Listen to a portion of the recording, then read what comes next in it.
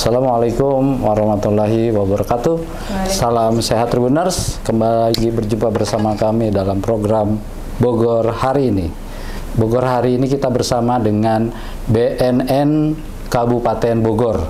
Samping saya sudah ada Kepala BNN Kabupaten Bogor, AKBP Reni Puspita. Assalamualaikum, Bu. Waalaikumsalam, selamat datang. Selamat datang ya, Bu. Kabupaten Bogor. Cerah banget nih Ibu nih. Sesuai dengan harinya cerah. Iya, mesti ya kita mempunyai kehidupan yang positif. Positif itu kelihatan wajahnya nih, bahwa kita itu betul-betul clean, tidak ada bahagia, tidak ada satupun yang menjadi penyalahguna. Oh ya, itulah buktinya untuk hidup. Tagline hari ini, satupun tidak ada yang menjadi penyalahguna narkotika. Ibu Reni. Siap. Wah, Ibu Reni ini izin, apakah sudah lama bertugas di BNN Kabupaten Bogor? Oke. Jadi sebelum saya tugas di sini, saya melaksanakan tugas di BNN Cawang. Oh, Cawang. Jadi di Cawang tuh saya bagian penangkapan. Bagian nangkep di mana-mana di nasional. Ke Aceh juga nangkep, iya. Ke Bali juga nangkep, ke Pontianak juga nangkep, bahkan bukan di Indonesia ya. Sama dengan yang tadi kita diskusikan, waktu di Thailand saya juga dengan DIE dalam hal melakukan DPO 1 WN Thailand pada waktu itu. Dan kami sukses BNN dengan DIE dengan kepolisian Thailand melaksanakan penangkapan untuk 1 DPO. Luar biasa. Ya, kebetulan, jadi, ya. Prestasi ya? Betul-betul. Istilahnya kita dalam pelaksanaan tugas wajib melaksanakan tugas dengan maksimal. Kemudian ada lagi kasus yang paling saya mendapatkan PIN emas pada waktu penangkapan Freddy Budiman. Wah, ya. Keren nih, nggak salah orang kita nih. Jadi pada waktu itu juga kesuksesan kami sehingga kami mendapatkan PIN emas. Pada waktu itu ya Pak Tito, Kapolrinya zaman Pak Tito. Iya, sehingga saya disematkan PIN emas. Itulah salah satu wujud komitmen saya untuk melaksanakan tugas sebaik-baiknya. Kemudian di sini juga saya dibantu oleh punggawa kami untuk bisa melaksanakan tugas, mengingat kita tidak menutup mata. Istilahnya prevalensi penyalahguna yang ada di Indonesia cukup tinggi. Jadi di sini saya dibantu oleh pendukung saya ini tim bagian penangkapan, penyidik kami yang handal sudah banyak melaksanakan penangkapan ganja, sabu. Pada waktu itu belum lama ganja ada berapa kilo ya Mas ya? Yang paling banyak itu ya 11 kilo. Nah, kemudian ini Pak PJ Dayamas, Pak Gino. Kemudian ada Mbak Wit, bagian penyuluh handal kami. Beliau pagi, siang, malam melaksanakan penyuluhan di sekolah-sekolah. Kemudian tidak kalah penting adalah Bu Dokter. Bu Dokter ya? Iya. Beliau penanggung jawab klinik yang megang untuk rehabilitasi. Kemudian satu lagi Mbak Polwan kita, ini beliau adalah analis intelijen. Gitu ya? Jadi beliau mapping semuanya wilayah-wilayah yang sudah dideteksi ada penyalahguna yang. Jadi jangan main-main sama Mbak Intan. Beliau itu paginya di sini, kalau malam udah kemana-mana dia. Jadi hati-hati ya. Lihat dulu wajahnya. Tandain. Emang kalau Intel harus manis ya kayak ini? Ya itu dia, makanya ditandain. Gitu ya? Kalau ketemu mending balik kanan. Gitu ya? Tapi kalau jadi masa dikejar ya. Jadi beliau kalau tugasnya adalah mapping wilayah-wilayah mana yang ada indikasi penyalahgunaan. Gitu. Luar biasa nih Ibu Reni. Iya, siap. Pengalamannya saya yakin akan bisa membuat Kabupaten Bogor menjadi wilayah yang aman, gitu ya Bu ya? Amin, siap. Tapi ini Bu, nih di media massa ini kan sekarang ini kan banyak nih penangkapan, terus penyalahgunaan. Itu bagaimana sih sebenarnya tingkat penggunaan narkotika atau penyalahan guna narkotika di Kabupaten Bogor? Iya, di sini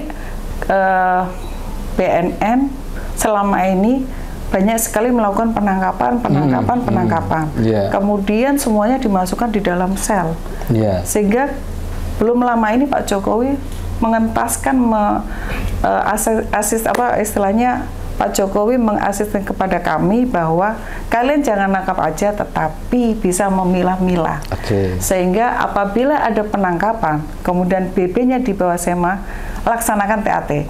Jadi bukan hanya penangkapan saja, kami juga pemulihan yang paling penting. Sehingga kita kan dua masalah pokok nih, ada demand dan supply. Demand itu adalah penyalahguna dan pengguna, supply adalah BD. Sehingga apabila kita memulihkan, tentu kita akan bisa memutus tali jual.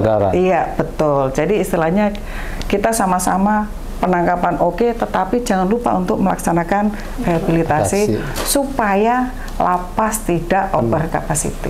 Demikian. Jangan sampai, Bu. Jangan sampai, makanya ini kita lagi dengan Bu. TAT kita laksanakan, tetapi TAT itu tidak menjaminnya. Ketika TAT ada indikasi dia dia sebagai PD, ya tidak kami laksanakan. Tetap dia akan melaksanakan proses hukum. Ya. Berarti kalau begitu boleh saya katakan tidak ada peningkatan di penyalahgunaan narkotika di Kabupaten Bogor. Karena kan banyaknya kasus yang diungkap, atau malah terbalik atau sebaliknya gitu.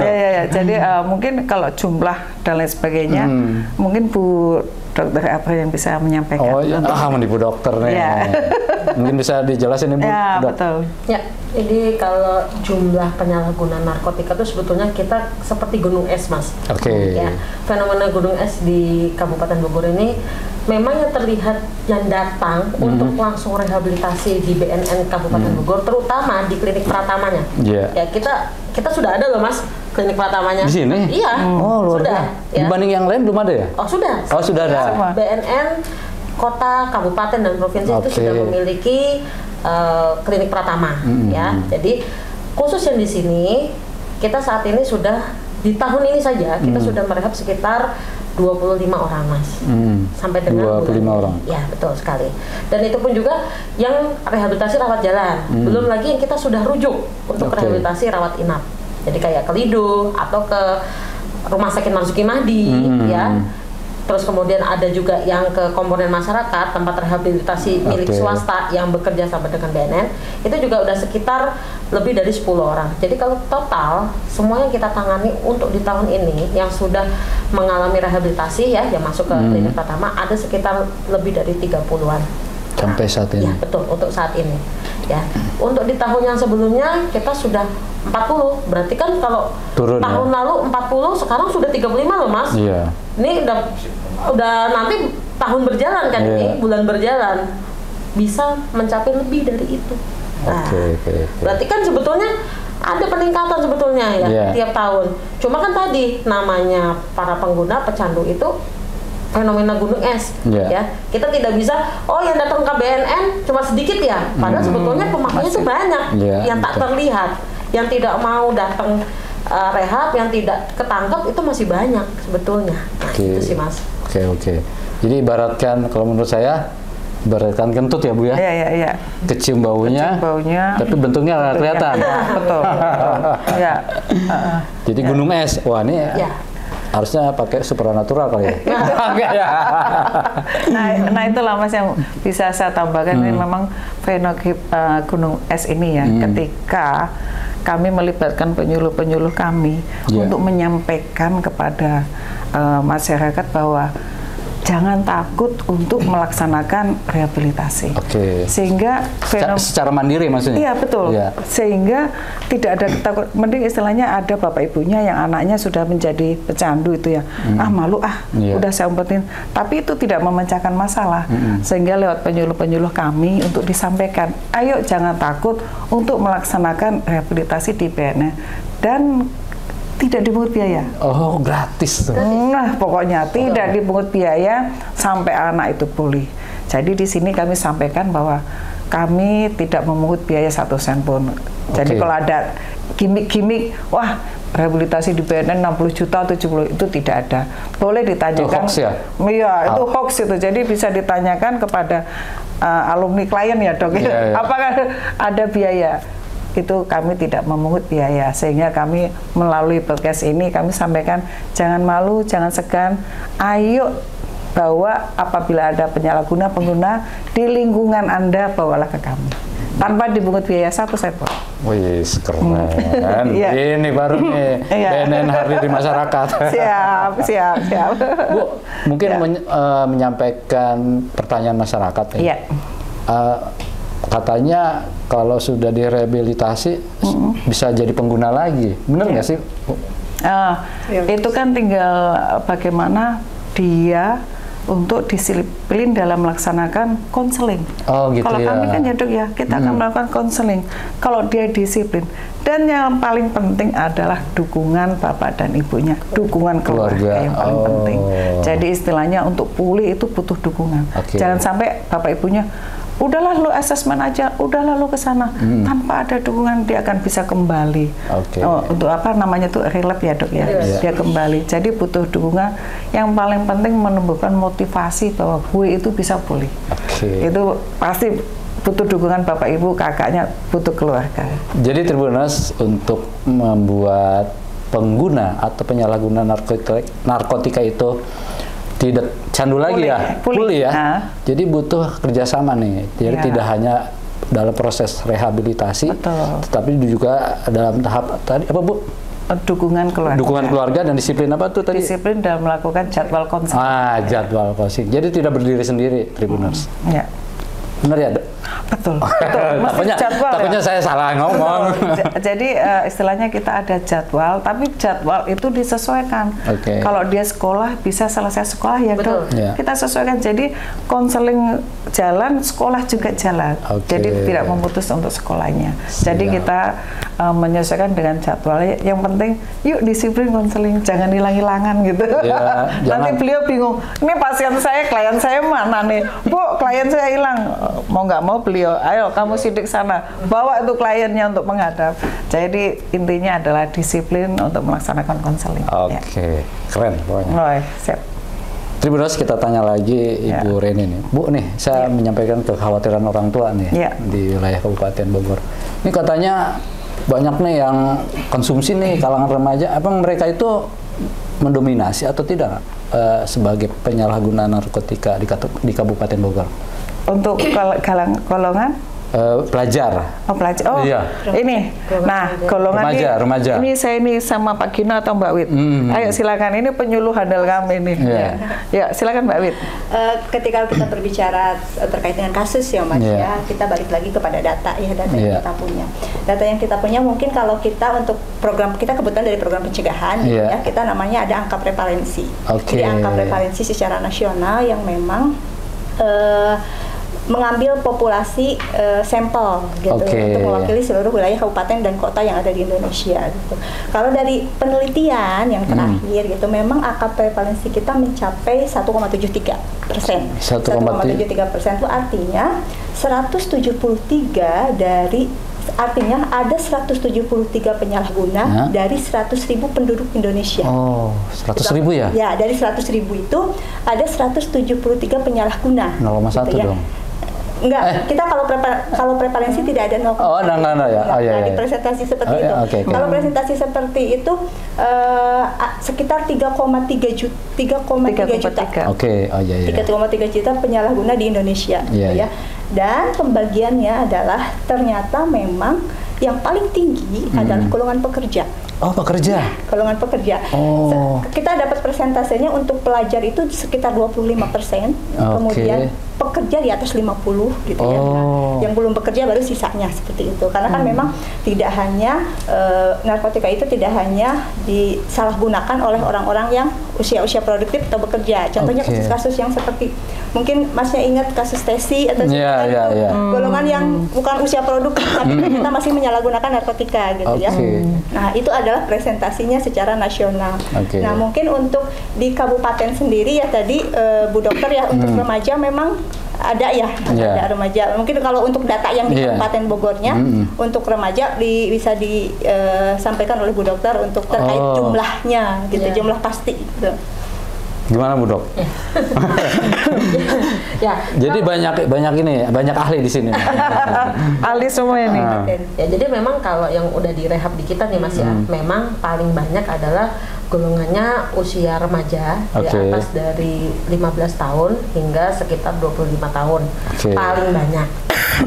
Tapi tidak menutup kemungkinan yang usia di atas itu tidak ada. Dan bahkan kemarin saya mendapatkan klien usianya 48 tahun masih menggunakan. Belum sadar-sadar juga. Sadar. Oh iya, yang kau kumpulan itu ya. 48 tahun Ibu. Oke. Yang termuda, bahkan kalau tadi saya bilang paling banyak 15 sampai 25 ya. Saya pernah mendapatkan klien usia 14 tahun, Mas. Oh. Itu paling muda banget ya. Betul sekali. Ya, masih kelas 2 SMP menggunakan narkotika. Itu udah candu ya? Sudah ada yang sudah kecanduan. Ya. Jadi memang narkotika ini menyasar ke semua kalangan, tapi memang paling banyak yang usianya muda. Gitu.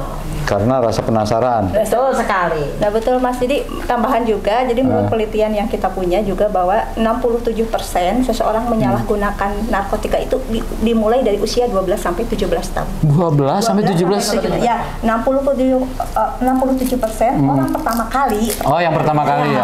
Pertama kalinya. Pertama kali dia nyoba coba pakai menyalahgunakan di usia 12 sampai 17 tahun, dan itu sebanyak 67% mereka memulai menyalahgunakan konsumsi narkoba. Waduh. Jadi makanya remaja itu kan butuh proteksi. Ya, kenapa sasaran kita kebanyakan mungkin pada orang tua remaja, karena itu sebagai proteksi bahwa ternyata banyak penyalahguna yang memulai usianya itu di usia remaja. Mungkin atau data kasusnya ketangkapnya di usia 30 gitu, tapi kita tahu bahwa mereka memulainya mungkin di usia remaja gitu. Tribuners, ini data valid loh, jadi bukan ngarang-ngarang, bukan kaleng-kaleng, dan pemberitaan juga bukan rekayasa. Ini data yang disampaikan oleh BNN Kabupaten Bogor. Jadi peringatan buat orang tua untuk selalu mengawasi anaknya. Jangan sampai terjerumus ke lembah hitam. Wah, keren banget.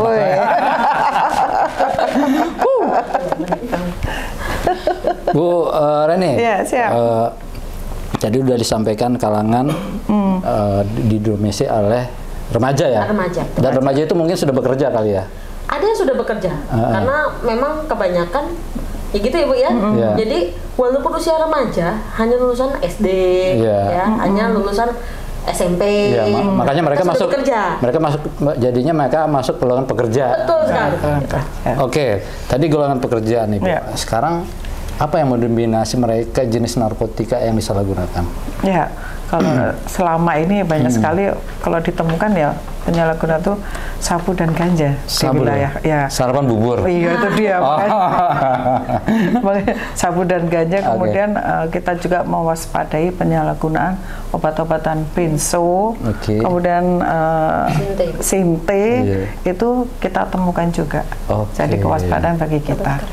Ya, dataki ya obat-obatan. Nah, itu mungkin Ibu mungkin bisa disampaikan secara detail jenis-jenis obat terlarang yang mungkin menjadi perhatian orang tua di rumah. Oh, ini ketika dibawa ke rumah mungkin bawa obat apa? Obat flu katanya. Takutnya orang tua nggak paham kan, itu mungkin bisa disampaikan. Iya, jangan salah ya kalau obat flu juga salah satu kandungannya kan mengandung itu ya. Jadi dites juga hasilnya positif juga mengandung obat-obatan. Jadi banyak-banyak pil yang di kalangan anak-anak muda itu biasanya ada satu pil yang namanya pil anjing gila. Oh, pil koplo. Ya, pil koplo. Tapi Ibu bilang anjing gilanya ke saya. Jadi makanya obat yang mestinya buat anjing tapi diminum oleh anak-anak. Oh, itu masih menjadi jenis yang diminati ya? Yang kita waspadai. Waspadai. Dan jenis-jenisnya itu. Makanya saya bilang kita aja kalau gaji telat aja udah pusing. Anak-anak ini kok pengen pusing sebab penggunaan obat itu membuat kepalanya tuh pusing loh padahal. Iya. Tapi enggak gugup gitu enggak? Oh enggak ya? Ada pasukan kimia.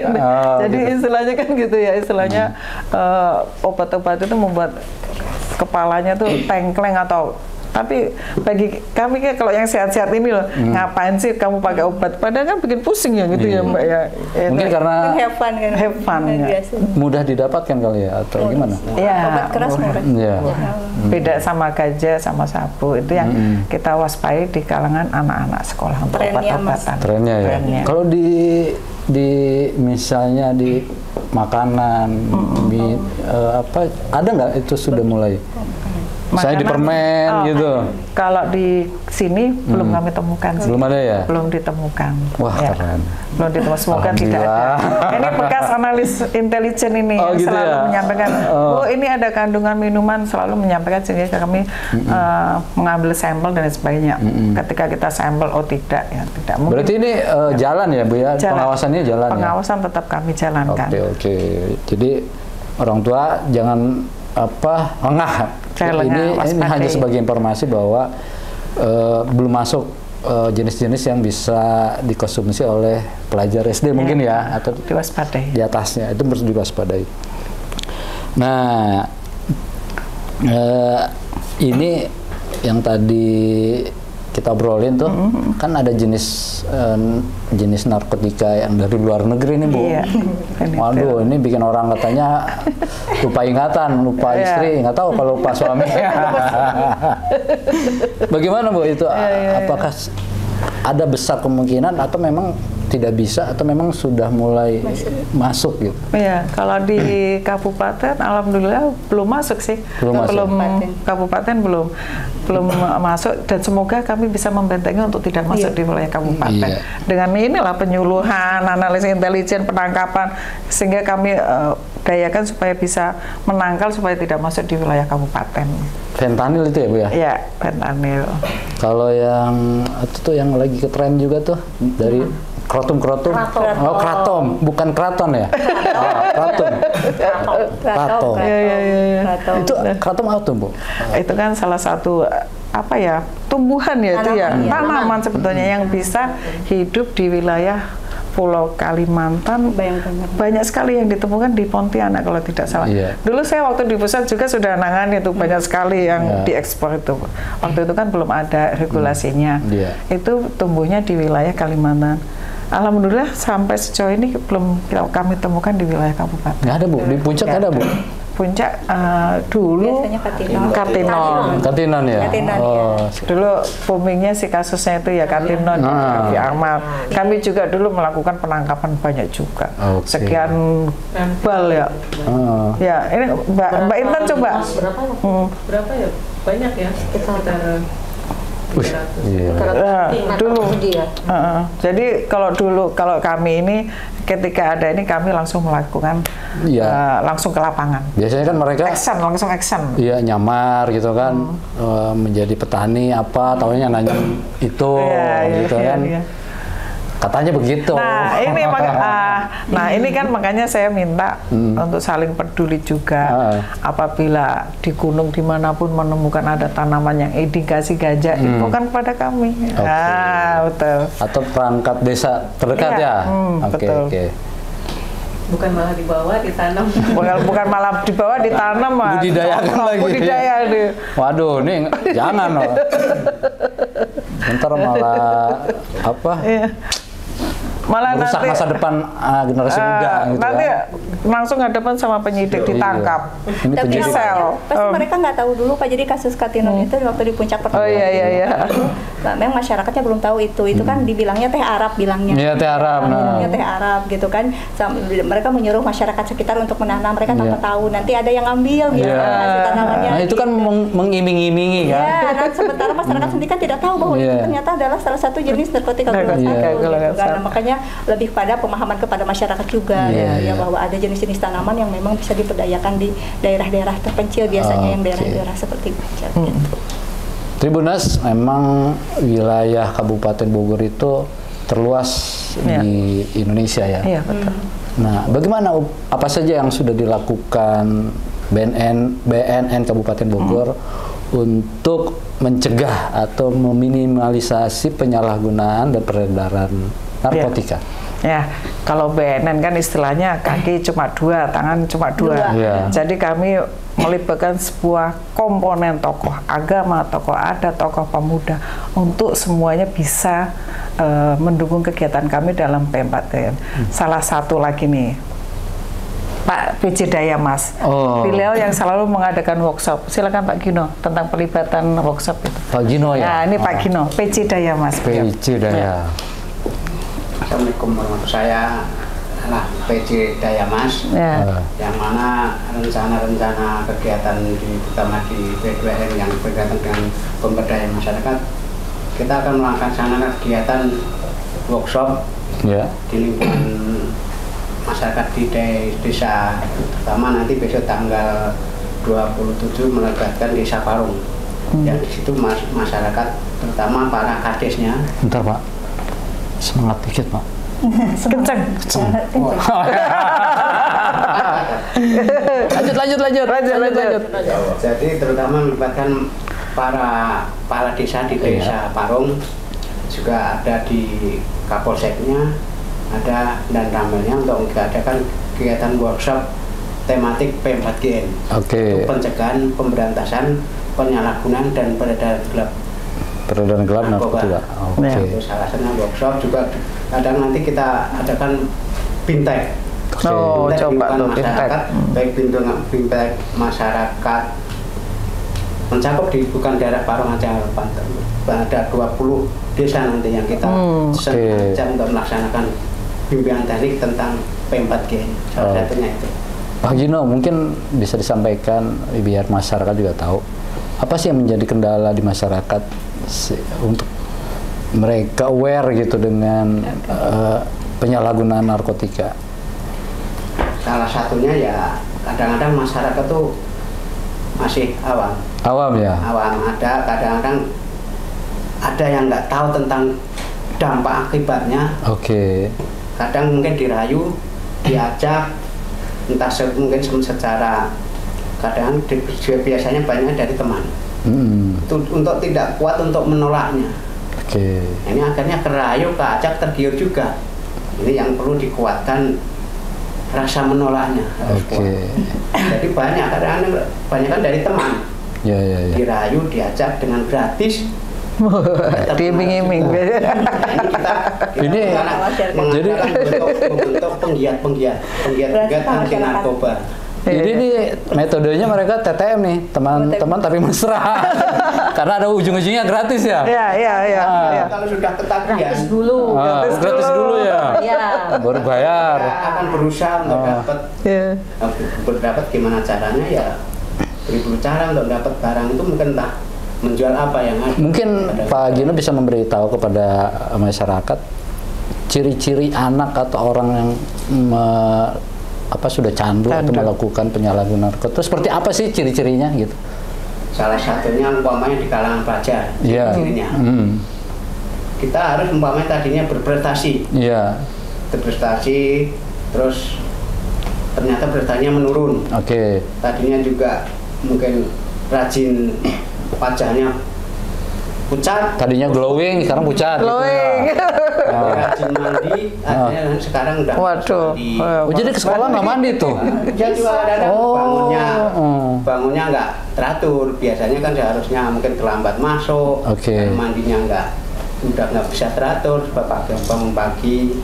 Itu salah satunya cirinya itu. Ada lain nggak Pak? Paling nggak ya, terutama sering pulang malam, berbohong ya, berbohong. Terutama berbohong, alasan yang tadinya katanya untuk bayar uang SPP dan disalahkan. Paling kan itu dilihat dari SPP-nya ternyata ada tagihan dari kepala sekolah.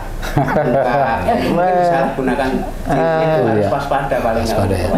Jadi mengamati. Katanya satu lagi ada yang membuat orang tua resah, suka melawan katanya. Itu gampang emosinya tinggi. Gitu ya. Gampang marah, temperamen, cepat tersinggung. Melawan orang tua gitu ya. Baik sama kawan atau orang tua. Sama kawan makanya sering ada tawuran. Iya. Indikasinya salah itu penyalahguna. Izin menambahkan karena kita kerjanya bareng-bareng. Gitu ya. Mungkin kita bisa bareng nggak? Ketika Mas ditanya bagaimana sih peran masyarakat dalam bidang P4G ini sudah jelas di undang-undang juga disebutkan di pasal 104. masyarakat diberikan kesempatan seluas-luasnya untuk berperan serta aktif dalam melaksanakan kegiatan P4GN. Itu berarti artinya BNN Kabupaten Bogor atau BNN tidak bisa bekerja sendiri, Pak. Artinya butuh melibatkan masyarakat gitu. Apalagi BNN Kabupaten Bogor dengan kondisi tadi wilayah yang cukup luas, jumlah penduduk yang cukup banyak. Kita dengan keterbatasan sumber daya manusia, apakah kita bisa menangani semuanya? Kan tentu tidak gitu. Artinya kita butuh melibatkan masyarakat. Kebetulan tadi sudah disampaikan juga bahwa kita ada namanya program pemberdayaan masyarakat. Kita melibatkan masyarakat untuk berperan serta dalam melakukan kegiatan P4GN. Pelibatannya seperti apa sih? Biasanya ada namanya pembentukan satgas atau penggiat, Pak. Di lingkungan? Ya, satgas atau penggiat yang merupakan perwakilan dari suatu wilayah yang bisa melaksanakan kegiatan bersama-sama dengan BNN. Nah, siapakah sih yang menjadi satgas atau penggiat? Nanti ada biasa, Ibu tadi sudah bilang, ada tokoh agama, ada tokoh masyarakat, ada karang taruna yang mereka tentunya sudah punya program di desa. Tapi akhirnya kita masukkan kegiatan yang terkait dengan P4GN untuk diinformasikan kepada masyarakat. Gitu. Jadi mereka tuh kepanjangan tangan kita nih bahwa ada program-program yang harus dilaksanakan oleh masyarakat terkait dengan BNN atau P4GN ini. Jadi kolaborasi BNN dengan masyarakat. Jadi kan kita harus bareng-bareng gitu. Jadi Tribuners, selain kolaborasi BNN Kabupaten Bogor dengan masyarakat untuk mencegah, meminimalisasi penggunaan dan peredaran narkotika, ternyata ada yang perlu diketahui oleh masyarakat bahwa tanda-tanda orang yang menjadi pengguna ya Bu ya. Pertama itu suka bohong. Kedua bau ya. Malas mandi. Pecel. Ketiga itu kalau pelajar tuh suka prestasi menurun, pulang malam, dan yang paling terdeteksi itu emosi ya, gampang mudah marah. Menambahkan Mas, coba Mas. Jadi sebetulnya ada kalau kita ya Mas ya, kalau di rehab itu ada namanya 4 ong. Waduh, apaan tuh lagi? Itu pertama bohong. Bohong. Pasti itu ya. Yang pertama bohong, yang kedua itu songong. Songong, wah. Itu pasti ya. Karena semua pengguna itu biasanya songong, ya, yang ansos, ya. Yang ketiga itu sukanya bengong. Oh gitu. Jadi kalau bengong itu bisa jadi nih. Suka bengong, suka halu, ya itu bengong. Yang terakhir adalah sukanya nyolong. Nyolong. Bengong, nyolong, songong, bohong. Nah itu tipsnya tuh untuk mengetahui kalau ada. Bapak Ibu ya gitu ya. Jadi paling gampang. Tinggal laporkan kepada perangkat desa atau BNN di Kabupaten Bogor. Mungkin tinggal di search nih, nomor teleponnya ada di Google ya. Ada. Mungkin apa yang menjadi pertanyaan lagi nih buat penyidik dan mereka tuh sukanya ngumpul di mana sih untuk mengkonsumsi narkoba itu? Menurut hasil pemetaan kami di lapangan itu biasanya kalau anak pelajar di jam-jam sekolah itu biasanya suka pada nongkrong itu di warung-warung. Warung-warung. Misalkan untuk orang tua ataupun sekitar warga sekitar sekolah melihat ada anak sekolah di jam waktu belajar, masuk di jam waktu belajar warung, itu patut dicurigai. Kalau ngumpul-ngumpul gitu ya. Ngapain di warung lama-lama tuh ngapain? Dan di warungnya juga perlu dicek, bisa cek mandiri juga sama orang tua atau warga di sekitar. Jadi kalau ada pelajar nongkrong lama, ketawa ketiwi, wah itu apalagi kalau ketawa ketiwi udah curigai itu. Mulai penawaran-penawaran dari teman, coba-coba pakai, nyobain. Mau nggak nyobain nih enak, biasanya kalau nggak di warung kan biasanya suka ada tuh pernah kita melakukan penangkapan juga di warung ya. Penggeledahan di warung juga ada. Ternyata ada salah satu warung yang menjual obat tramadol. Tramadol resep dokter. Itu pasti mereka komunikasinya lewat gadget kan ya? Obrolan gadget ya, atau medsos ya? Terus mungkin tempat yang paling sering disembunyikan itu di mana? Apa di kantong, di dompet? Waktu itu pernah di tas. Kalau di warung itu biasa dijual, biasa di taruh di etalase yang diumpetin. Jadi hanya mereka yang tahu. Kalau misalkan anak sekolah biasanya misalnya punya kode tertentu, kode tertentu. Jadi kalau misalnya warung ke situ nggak mungkin orang lain mau beli itu, nggak langsung. Jadi kalau misalnya nih, saya orang tua nih untuk mengetahui anak saya bawa apa enggak, mana dulu yang saya periksa nih? Mungkin bisa kantongnya, tapi biasanya anak-anak seperti mereka tuh lebih pintar ya. Oh gitu ya? Bisa habis pakai, bisa dibuang. Oh, lebih canggih ternyata. Izin menambahkan mungkin dari sisi yang mungkin dibahas di kita dibilang apotek mungkin ya. Iya, apotek ya. Apotek itu maksud apotek itu bukan apotek dalam arti sebenarnya. Itu merupakan kios-kios kecil yang sifatnya undercover lah mereka, undercover samaran mereka. Tapi pada realnya mereka jualan biasanya obat-obat daftar gigi atau obat-obat pres yang dalam peredarannya. Mungkin yang pasti perlu peran serta dan kepedulian dari masyarakat juga, karena biasanya apotek-apotek seperti itu pasti jam operasionalnya apotek tanda kutip ya? Apotek operasionalnya pasti tidak lazim. Udah gitu jam yang sering itu mungkin kayak yang jual pulsa itu konter. Tapi sering nih ramainya cuman mungkin bukanya dia cuma habis maghrib sampai jam 9 malam. Tertentu. Itu ramainya udah nggak lazim juga. Sama yang misalnya jualan susu bayi. Mohon maaf nih Mas ya, toko kosmet. Toko kosmet. Toko kamuflase. Yang tidak berizin ya. Kalau berizin kayak apotek itu biasanya nggak berani lah mereka. Biasanya dokternya ditelepon dan maunya dokter dari rumah sakit. Ya jarang misalnya kalau dapat resep terus kemudian resepnya nggak jelas, biasanya mereka bilangnya pasti tidak ada gitu. Itu tidak menjual sebetulnya. Itu Tribuners, jadi bagi yang memang jangan main hakim sendiri, tapi pengawasan itu perlu dilakukan agar semakin meminimalisasi peredaran. Nah, apa yang perlu dilakukan ya tadi disampaikan bahwa warung-warung ya kan, masyarakat ngecek-ngecek kemana tadi, warung-warung, terus apa tadi, konter, kosmetik. Nah kalau memang mencurigakan lapor ke perangkat, jangan main hakim sendiri. Lebih baik melibatkan petugas ya Bu ya, betul, sehingga terkoordinasi, terkendali. Nah sekarang yang paling penting nih Bu, katanya ada hari apa namanya itu? Hani. Hani itu perempuan apa? Madu ya. Hani itu hari narkotika internasional. Apa yang akan dilakukan Kabupaten Bogor? Nah, ini puncak Hani ini adalah Hani itu sebetulnya salah satu wujud keprihatinan dunia atas tingginya penyalahguna yang ada. Penyalahgunaan narkotika yang ada di wilayah Indonesia. Itu bukan bentuk selamat dalam pesta, tidak ya. Dalam Hani ini, puncak Hani, kami mengajak semua komponen elemen masyarakat untuk sama-sama dengan kami. Kalau bukan kita, siapa lagi? Ayo kita sama-sama untuk melawan penyalahgunaan narkotika yang ada di lingkungan tempat tinggal wilayah yang paling dekat dulu.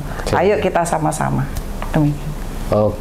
Jadi mari kita ajak kepedulian masyarakat ya. Kepedulian ya, temanya. Saya yakin orang tua pasti peduli lah kalau masalah ini, soalnya menyangkut anak kita, masa depan anak kita, masa depan anak-anak tetangga kita, semuanya deh. Jadi jangan sampai nggak aware kalau ada yang hal-hal yang aneh. Tribuners, demikian wawancara kami bersama BNN Kabupaten Bogor dengan Kepala BNN Kabupaten Bogor dan jajarannya Ibu AKBP Reni Puspita. Jangan kemana-mana, tetap di program Bogor Hari Ini. Assalamualaikum warahmatullahi wabarakatuh. Waalaikumsalam. Terima kasih Bu. Jangan lupa subscribe ya.